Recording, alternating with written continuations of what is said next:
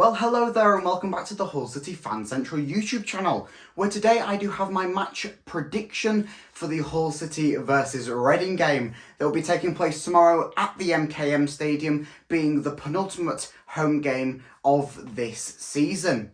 Obviously, it'll be a big game for one of the teams, Reading, because if they win this game against us, they will have their safety confirmed for next season in the Championship.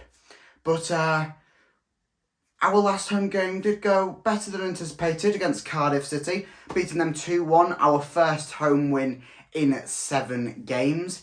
Possibly because we was playing in our away kit and then we went and played away in our home kit and lost. So there's probably some kit shenanigans going on there, but we'll see what happens tomorrow with our kits. But let's move on to my team prediction for tomorrow. Okay, so with our safety being confirmed within the past few games for this season, I believe Shota will be messing around with starting lineups, messing around with a few tactics, ready for the summer rebuild that is so desperately needed.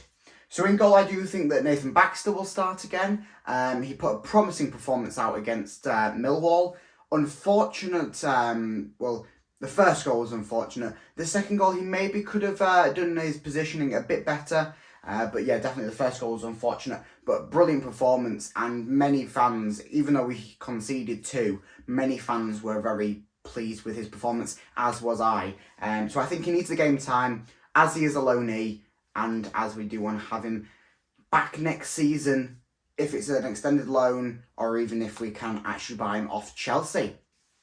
Moving into our back line, possibly not the back line that we should be picking, especially with Dijon Bernard being rumoured to go to back to Manchester United for them to sell him on to West Ham. So we should really be playing him, try and get him a good amount of game time, because it's his performance at Hull City that's been wiring this interest from West Ham. So maybe should be playing him over Alfie Jones, although Alfie Jones did have a cracker of a game against Cardiff. So yeah, our backline will be Alfie Jones, Sean McLaughlin and Jacob Greaves. Our defence has been very solid this season. I don't know if you've seen the Player of the Year votes, for this season, but I've put Sean McLaughlin down as my vote. I'll go into more detail about that in a future video. But yeah, I've put Sean McLaughlin down. I think he's held that backline together, and through it, he's been doing some amazing performances week in, week out, and maybe the odd week when he hasn't been performing as he should be. But I say that's only 1 or 2 games this season. The rest of the time, he's been phenomenal. One of the best players on the field. I think he is severely underrated. So moving up a bit further, Ryan Longman and Callum Elder. Callum Elder, he did have an okay start in the Millwall game. I feel that he was ready for it. Just, I don't think the squad was ready for it. I think he felt a little bit out of place in some of the movements. But hopefully through training this week, we have built up his role a bit better. Because I'm still not sure if Brandon Fleming is still out.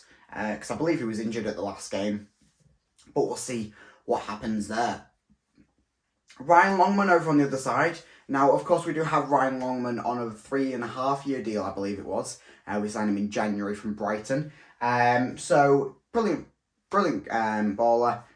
Hasn't been performing too well recently. I mean, his performances have been okay, but nothing compared to when he was on loan for us back in the earlier stages of the season, pretty much up until he signed on a permanent. So maybe he could do with a few more games, a bit more confidence, because I definitely think the few games that he was starting on the bench destroyed his confidence a little bit. Moving a bit further up, Rich Smallwood and Regan Slater. Of course, Regan Slater, we did bring him back in the January transfer window from Sheffield United. Although I do think we should be playing Greg Doherty. It's a 50-50 one, that. It depends what Shota sees in it, and it also depends on how they have been performing, because they're pretty much like for like. Regan Slater's got a bit more skill on him, whereas Greg Doherty's got a bit more of that power with him. So it depends on how we want to play as well, tactic-wise. But I think that either one can do a phenomenal job. But I just think that Regan Slater will be number 1 choice for Shota tomorrow. And obviously Richie Smallwood as our captain. Can't go wrong with a bit of Richie Smallwood. He keeps the squad together. He is phenomenal. Moving a bit further up, we do have George Honeyman and Keane Lewis-Potter. Keane Lewis-Potter probably playing his final few games in a Hull City shirt, as he will be most likely leaving us for any number of Premier League sides at the end of the season.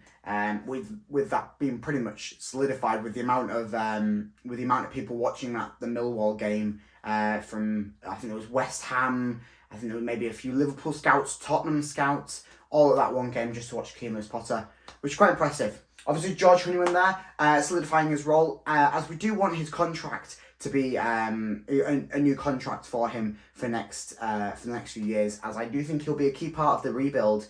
Obviously, you don't want to bring in an entirely new squad. You do want to have some of the old faces there, as it does also help the new faces get brought in, gelled a bit better and quicker. And then obviously up top, we do have Said Manesh, who I think has been brilliant ever since Tom Eaves got that red card. I think he has been brilliant in the starting. I've been screaming for him to start, and he has been, and he's been performing. Maybe could do a little bit more work on his finishing, as some of the chances that he has been given maybe should have finished, and then some of the that one chance that he did finish against Cardiff. I mean, for a second I did think he was going to miss the open goal, but we won't talk about that. He has been brilliant.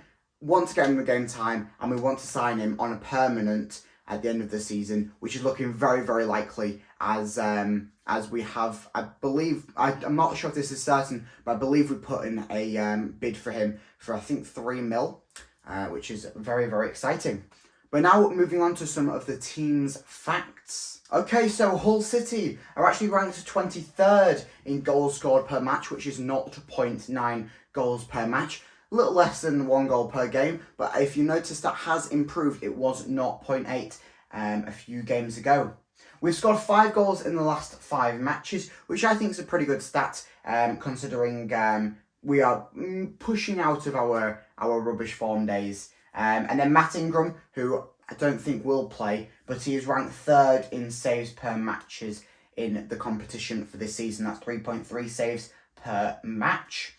Moving on to Reading, they are actually ranked 9th in goals scored per match with 1.3 goals. So a massive difference there, but not in the number of goals, just in the places. So it just shows you how tight the championship is this season. They haven't kept a clean sheet in 5 games though. We've scored 5 goals in the last 5. They haven't kept a clean sheet in the last 5. So keep that in mind when I come to my actual prediction later on. And then Luke Southwood is ranked 1st in saves per matches in the competition with an average of 3.7. So I presume that they'll play him. I'm not too familiar with Reading's team and who they will be playing, but I presume they'll be playing him because they do need this win desperately for them to get safety for next season. Although they should get it even if they don't win this game, because they've got 2 more games after this one, I believe, to get it all sorted. But let's move on to where they both stand in the table, because it's quite a dicey one, because obviously we're talking about Reading needing this win. They're sitting in 21st. Obviously they did have some points deducted from them through the financial fair play rules. We are currently sitting in 19th though, after our little pick-up against Cardiff. So we have boosted ourselves up to 19th with 47 points.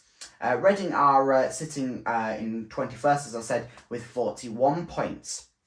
Their goal difference is looking massively worse. Even though they've scored more goals than us in the season, it's about just under 20 goals more they've scored than us, but they've conceded about 40 more than us. So they can score, but the defence is not that good.